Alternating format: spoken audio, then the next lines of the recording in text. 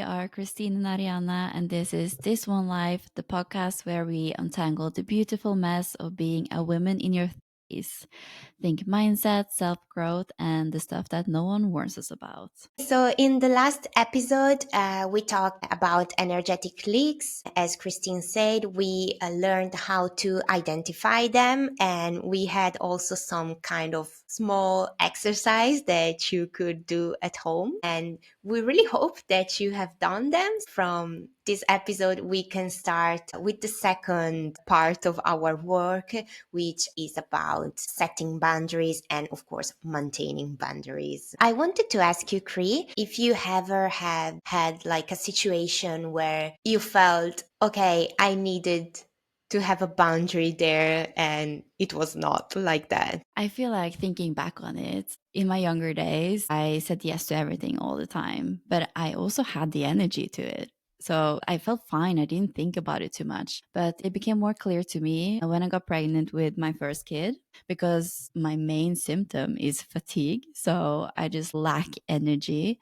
And I really had to prioritize what to use my energy on. So I started to set boundaries with people, with what I said yes to. And I just had an epiphany. It was just like so nice to finally say no. And before I might have felt like bad about it, but I just had to because I didn't have the energy. There was no other option. So it was just really an epiphany for me. And I have just continued with that since then. What about Yeah, you? I can totally relate with what you're saying because recently this year I had this kind of bad health situation. And as you said, it really happened like a sudden realization where at some point it was literally my body saying, stop, you cannot continue like that. You need to put yourself first. And to me, it was so shocking because my body was literally talking to me. My inner voice was talking to me. And it was something that it had stopped a long time ago. I also think because of what you were saying about, the overcommitting. It was such a long life of saying yes to basically everything because I thought it was not a problem, but actually for my body, it was a little bit of a problem. And this also happened to all the spheres of my life. For example, especially in my first job, I was saying yes to everything. And that ended up just me working late nights, weekends, of course, without getting paid. And that left me so drained. And I really wish that back in time, I learned how it was to put boundaries for my own sake and health. Thank you for sharing that. And I agree. Looking back now, I just wish that the young version of me would have known how to put up boundaries because they are so, so important to protect your energy and your focus. It's very scary when a health situation occurs. And it's sad that it has to happen something with your health before you start to realize things and set boundaries. I wish we're all taught this when we were like kids or young teenagers because it's really, really so important. And putting yourself first and your energy and putting up those boundaries, it will set you up for a better life with less stress and help you rethink your values and just improve your quality of life. Yeah, that's so true. It would be much better if we had been taught to prioritize our personal well-being. But it's also very hard to put up those boundaries. Let's talk a bit about that because you're setting these boundaries for yourself, but people are very used to you not having those boundaries. They're used to you saying yes to them all the time and not having those boundaries set up. So when you actually start to implement those boundaries, there will often be a reaction from people.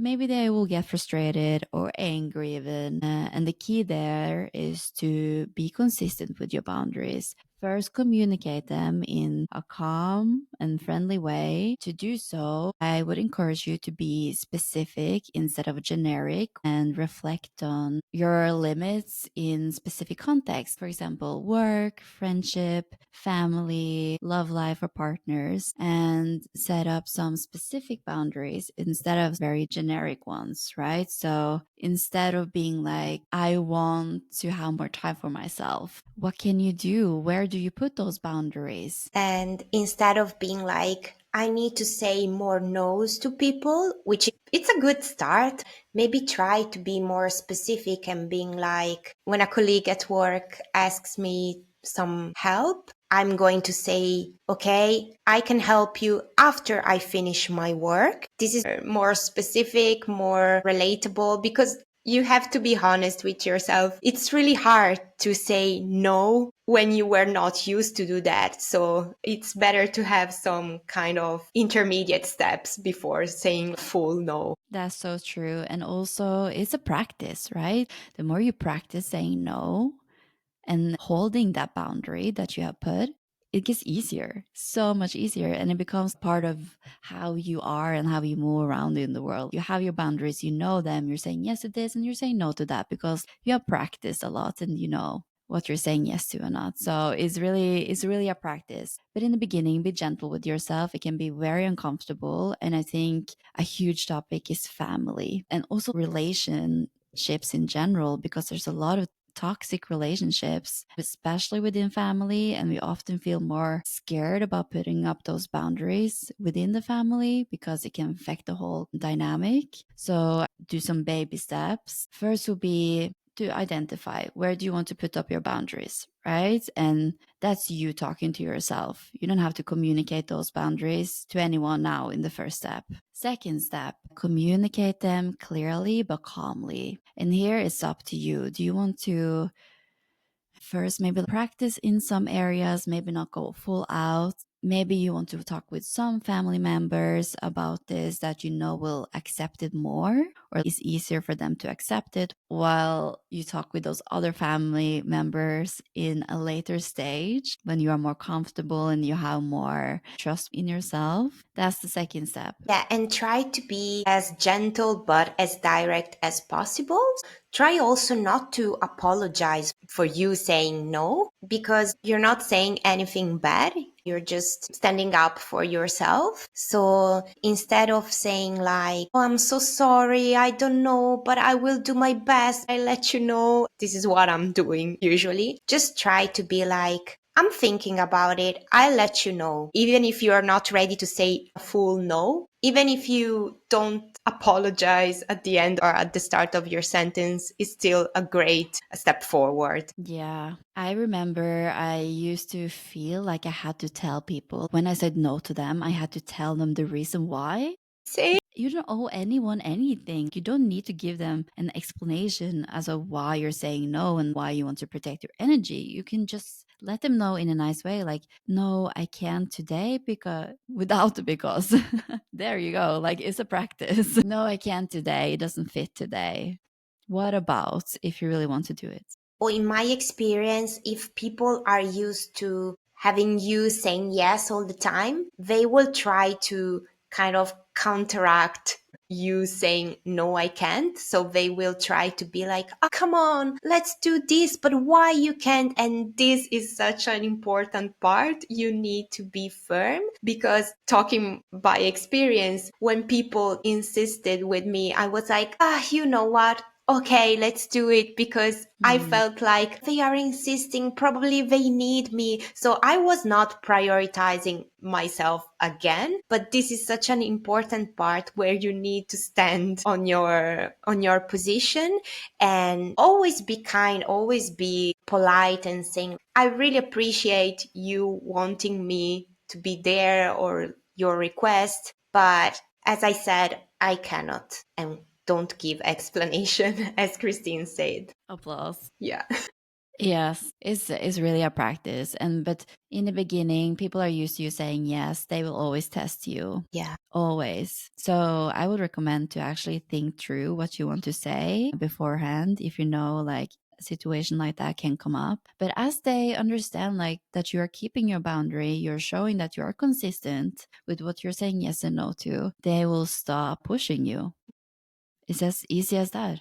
Don't take it personally, because this is what I was doing before. I was like, come on, I've said no once, it should be enough. Why are you insisting on that? But as Christine was saying, they are used to you always saying yes. So for them, this no is such a disruptive thing. It's something they're not used to. So don't take it personally, but stand with your boundaries. And also, when people want to talk about stuff that you don't want to talk about, right?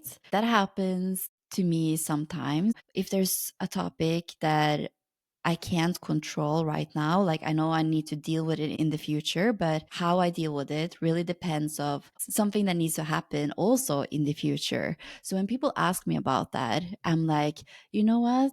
I can't give you any answer right now because I don't know what will happen. So I rather not try to think too much about it and use my peace, my brain capacity on this because there will be no solution right now, but let's discuss it later, or I rather not discuss it right now. So that's also something actually to think about, like topics that you don't want to like gossip about or think too much about. Take your headspace. That's so true. And try to be consistent with your behavior, not only for the other people, because of course it just becomes much more difficult if you give mixed message to the people you're talking with. But I think it's also for yourself, because every time you're consistent, every time you're setting these boundaries and respecting them, it's kind of reaffirming to yourself, okay, I'm able to put these boundaries, to respect these boundaries. I'm able to protect myself. And this is so important for your self confidence. That is so true. You reaffirming those boundaries is a way of self respect, and you will gain so much more confidence in yourself. Yeah. And it doesn't mean that you don't care about other people, because I know that probably for someone who is not really used to putting boundaries, this whole conversation could sound like, yeah, I really care only about myself. I don't care about what are other people's needs, like my family's needs, my colleagues' needs. But this is not true. You can show empathy for the other people feelings and their needs, but without giving up your boundaries. It's actually like when you're taking a plane somewhere, right? They go through the safety instructions first and they ask you to put on the oxygen mask first. That's how it is. You need to make sure that you're alive, you're well before you can help others. And I see that come up in motherhood all the time and in all areas of life, but it's just really clear in motherhood. As long as I am balanced, I am such a great mom to my kids. I respond well to them. Even when they're having tantrums, I'm able to sit there in peace and just be calm and collected. It's still a good day. But when I am unbalanced, I'm so reactive.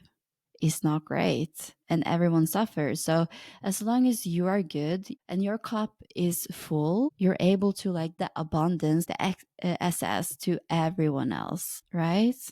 You're able to spread the love more and be a better friend, a better partner, a better colleague, everything. So it's probably like a big mind shift you have to have there, but that's how I see it at least. I love the examples you brought to us. And as you said, this really applies to basically every relationship with your partner, your friends, your kids. But what do you do then in those family situations where putting up boundaries is a bit hard? Yeah, I think it's hard because you also tend to fall in the same routine with these people. Maybe distance yourself in those situations. Take some time off. Create some distance between you and those family members, or if there's some friends that is a bit hard to end the relationship with.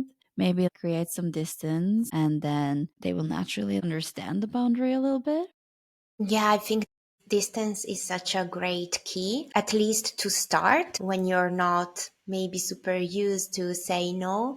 I think this helps a lot. I've actually experienced it myself as I live kind of far from some old friends, like school friends. And sometimes I wasn't able to put my boundaries because I was always the one saying yes. I was always the one being okay in helping every time they needed something. So distance helped me so much, and it made me much more aware that I could say no, and there was no kind of direct reaction because we were Mm. not in the same place. And I think, yeah, that helped me a lot. And I guess also as we were saying before, even with messages like WhatsApp or iMessage, if someone messages you, you don't need to answer in the instant moment you receive the message. You're allowed to think about that, think about what you want to answer, and then go back to them when you are okay with your answer, especially if you want to say no for any reasons. That is true. Or you can say, I will think about it. I'll come back to you. Yeah, I yeah, often use that line actually. yeah. If you message me, it will take a couple of days before I reply. Same here, same here. But as you said, also with family and friends and in real life, face to face life, if you're not ready to say no, just try to say, let me think about it. I will go back to you tonight, tomorrow, or whatever. It's still okay. It's still not a yes. Yeah. And practice, take baby steps. And if you slip up, it's okay. But at least you're aware of it, which is the first step, right? Mhm. So then you know at least like next time I'll try again. It's okay to slip up. We do that all the time. Yeah, and most of all, don't feel guilty because you're not selfish, but you're trying to be more proactive with your self care. But that's so true. Like, you only have this one life, and you are meant to thrive in this life. You're not here to be burned out and give all of your energy to other people. So, you need to set up those boundaries to protect yourself and your energy so you can thrive.